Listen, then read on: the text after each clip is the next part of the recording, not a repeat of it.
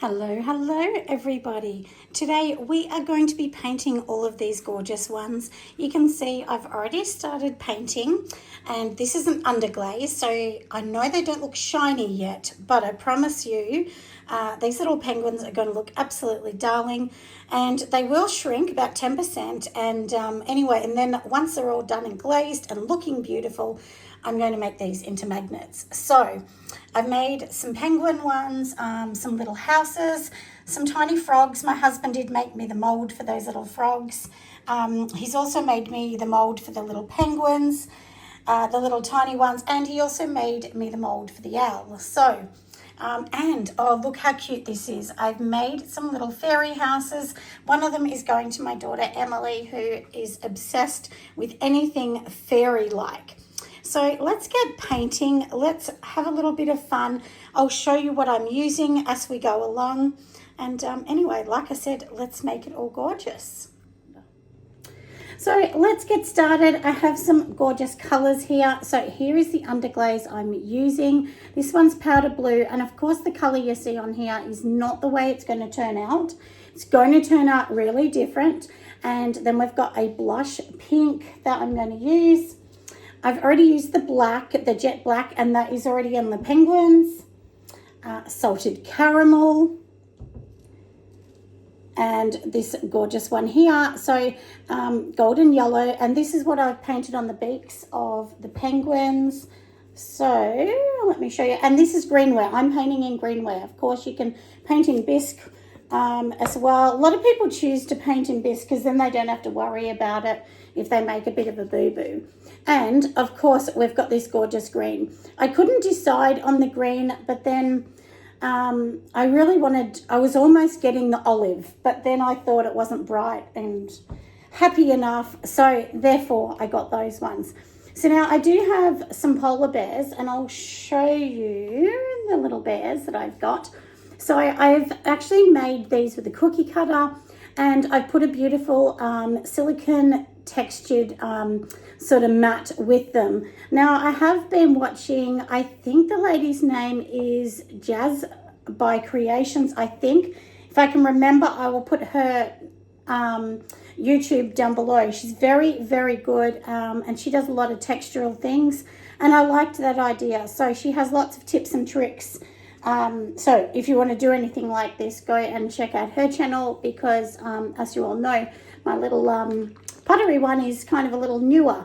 So you got to shake them when you get them.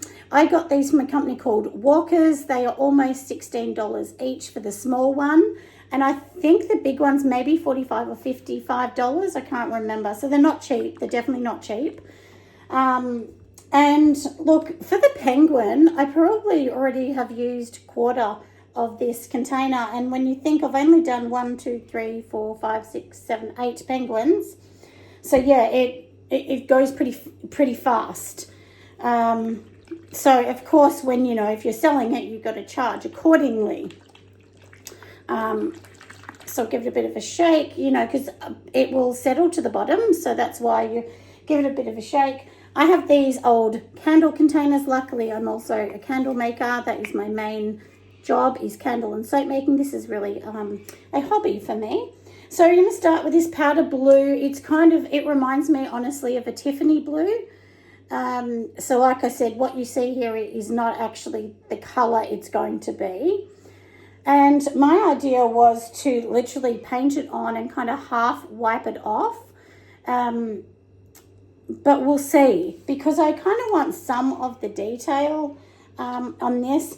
I have actually seen before where people just use a sponge, dip it in, and literally wipe it over. So, because you're only meant to have a light coat, it's not meant to be dark. So if you've got this, we can just literally wipe this over, and then that's basically, because it's only one color, isn't it? We're not trying to, do lots of other colors. So if you want to make it easy, you can do that, but I'm going to wipe part of it off anyway, so which would mean I would need to reload this up with water.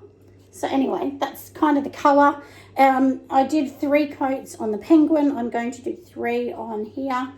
So maybe rather than me being a little lazy, I might actually paint them. And isn't that pattern beautiful? If you're looking for lace silicone mats, honestly, I just went to my local food store. So if you've got a cake store, just go to your local cake store. You know, so I'm not making this absolutely perfect because, like I said, honestly, I want to wipe it back off and just give a really light kind of smear of this. And if I make it too bold, it's going to be a little bit more tricky. So I will actually do another video for you to show you how I actually, you know, made my little penguins. And these ones, they're still drying, but what I actually got my husband to do is in a 3D printer, he actually made this for me. So rather than me having to, you know, sort of go around and dig out the pattern, I wanted something I could press in and then paint around. Because you see lots of people that draw it with pencil, and then what they do then is you know, they sort of colour between the lines and it's nice and neat. So I thought that is a bit of a cheat's way, really, but I think it's a clever cheat's way, you know, because that way you're sort of getting what you want. And yeah, so I do really love this colour. I'm excited to see how this is going to go. The only thing I'll say is if you're painting on greenware like I am, and if you don't know, greenware means it hasn't been fired yet. So it's in its soft state. Obviously, if you put lots of water on this, yes, it will get the colour off. But the water's also going to soften the clay because it hasn't been fired. So that's something you just have to be a little bit aware. And I probably don't really need it even on the flat bits. So I'm going to just sort of skim over them. It's really, I want this kind of colour into the pattern.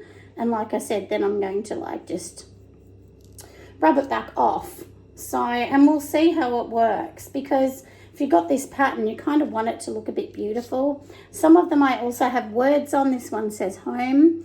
And the reason I actually did put the words in is I found a little, oh, I don't know what it's called, you know, like, it's like a little handheld thing, and you change the letters and then you can put whatever. So some of them say love, some say home.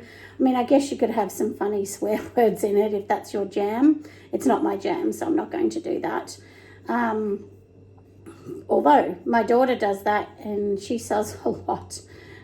She sells earrings and things like that, and they have swear words on. And tell you what, every time I do a festival with her, they're the most popular ones. So it's funny, isn't it, what people like, you know. We're all different in this world, that's for sure. And then I just have some little ones like this. And this is all reclaim clay. So I did it all with a reclaim. I just thought that was a bit fun. You know, so, and then these ones I'm literally just going to paint. And these are going to be small because obviously they're going to shrink. But I thought, look, we would just make these and, you know, put a little magnet on at the end once they're all fired and everything. Now, I don't actually have a kiln, so I actually need to go to a lady to fire all these pieces, and that's what I actually do. So I make everything, fire it. If I'm going to be honest, it's a bit of a pain going and firing it elsewhere. Like if you can afford a kiln, get one. So I actually am going to be getting one, hopefully by the end of this year at the latest. The one I actually want isn't even in the country, so I'm thinking of a scut. That's kind of what I wanted to do. Yeah, so anyway, if you haven't checked out my other channel, make sure you check that out, which is Nelson Soapery. I think I have roughly 600 videos on that. That is obviously more about soaps, candles, and my business. I do have a few pottery ones on there. But yeah, so anyway, but this, I'm finding this a little fun, a little therapeutic, which that's kind of good, isn't it? We all need that in our life. And anyway, like I said, I thought I would show you a little bit about what I'm doing. Oh, and I don't know whether I showed you that, but these are my husband did do this mold, and then I just had a little love heart one, so I just cut his little head out. So there's a few of those, and he has a bow tie. So I'm thinking I might do a few different ones. So each bow tie might be a different kind of colour. And I think I did say before, this glaze says if you want a strong colour, 3 coats, but it says don't do super heavy coats, just do light coats. At the start I did heavy ones, so I hope they work out. But anyway, that's kind of the idea. But you can just do 2 if you want to, if you don't want it super strong. Maybe I might do 2 on just the flowers, but I'll do 3 on the bears. And yeah, and the reason I also did this, which you can see it's a bit of a sea life collection, I'm hoping to do, I haven't even applied yet, but to do some markets around the sea. So obviously, if you're going to do markets around the seaside, you kind of, you know, want to have a sea-inspired kind of collection, don't you? So, yeah. So, yeah, so my cannelloni is in the oven right now. My husband doesn't get home until 7, usually. So, and I'm also hoping to do a few more, you know, videos, and now that I've got some more paints and things like that. And also, that's the thing too, when you're taking your things to be fired elsewhere like I am, you have to wait for them, and sometimes it can be up to a month waiting for them to fire it, because they wait until they get a full kiln to fire it. So it's a little bit tricky, but you know, that's just the name of the game, isn't it? We just got to do what we can do at the start to get yourself off the ground and get yourself started. So I'm, you know, and also because this is greenware, I'm trying not to pick it up as much, to be a little bit more gentle, because if I even drop it or just place it down the wrong way, what can actually happen is it will just crack and it will just break, because it is extremely fragile. So yeah, but anyway, it's looking a bit beautiful. This weekend it's my little grandson's birthday, so I will be going out to little Charlie's first birthday. And I did have my grandchildren all last weekend, Friday, Saturday, Sunday, until late Sunday night, where my daughter did another market. Well, she actually did a festival interstate. So yeah, so that was interesting, because, you know, you get to a stage where you're used to not having little babies around, and it's a lot of work. Anyway, I hope you've enjoyed just this little video. I'll do some more, of course, but I'm sure you don't want to sit here watching me paint.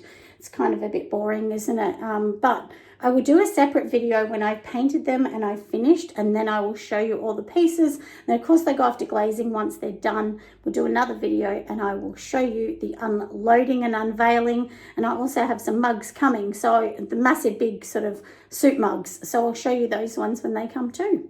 Anyway, have an amazing day, friends. Make sure you're subscribed, and of course, I'm going to see you on the next one. Bye.